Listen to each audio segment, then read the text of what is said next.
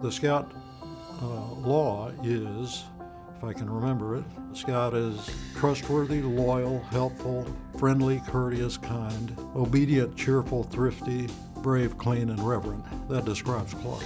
He's an amazing connector of people, but also motivator.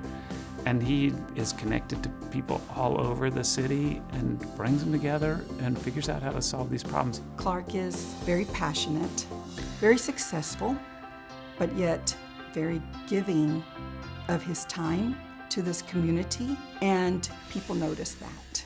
I have known Clarke since we met each other at St. Stephen's Episcopal School in 1965 when we both started there as sophomores. We've traveled together and practiced law together and had fun together for some 45 years now, I guess. Clarke was an overachiever. He worked hard at everything that he did. When he was in high school, he was the same height he is now, about 6'4", and he weighed about 165 pounds.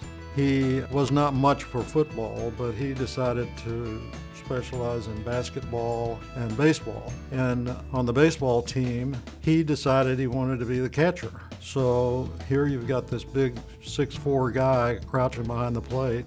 But he worked at it and he became a really good catcher. After he graduated, went to Vanderbilt, was a philosophy major, and then he joined the Army Reserves and then went to law school. He's respected by everybody in the legal community, both those that he represents and those lawyers and clients on the other side of the transaction. If Clarke tells them something, then they know that they can rely on it. Clarke and I go way back. I met Clarke around 2002 when I served on the United Way board.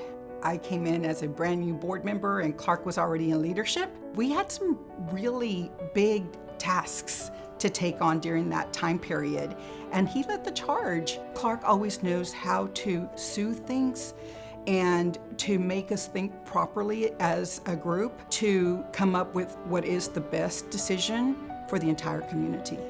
It's in his blood that part of being alive and part of being a Christian is to help others. And he's always done that. He's always been more than helpful in the community. He's always involved in multiple nonprofit organizations and thinking about community issues from transportation to the homeless to healthcare to policing. He kind of thinks the big picture. And it's always been part of his drive as a person, and it's based on his faith as much as anything.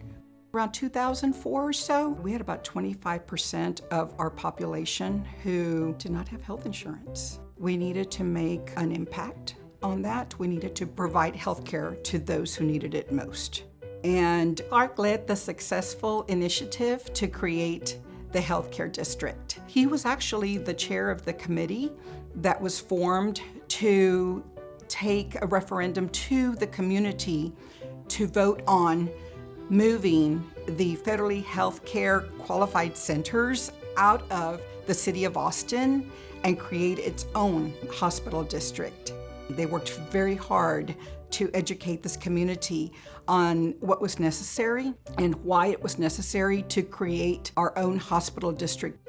He was instrumental, I know, in bringing the medical school here in Austin. Tuesday's election marked a milestone in the future of health care in Austin. Travis County voters approved Proposition 1, calling for higher property taxes to build a medical school at the University of Texas. I first met Clarke when I came to Austin to interview for the job of dean.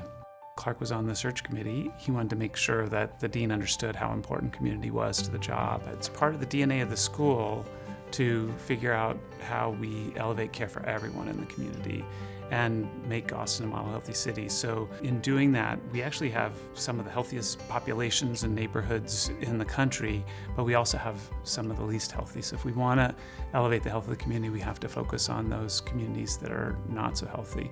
Clarke was a critical part of that. He'd been working on this problem for a long time, working on getting a health district in the first place, working on getting a med school here to help with this issue, think creatively about it, and then sitting on the Central Health Board for many years, a very hard task. I always say, and I've told him time and time again, that if it weren't for him, Central Health wouldn't be here, The medical school wouldn't be here. The new hospital wouldn't be here. He did that. I think Clarke believes in the Scout motto and the Scout law. That's what he lives by. And he sees that as a way that young people can have a good foundation in what it means to give back to the community. That's a large part of the Scouting program.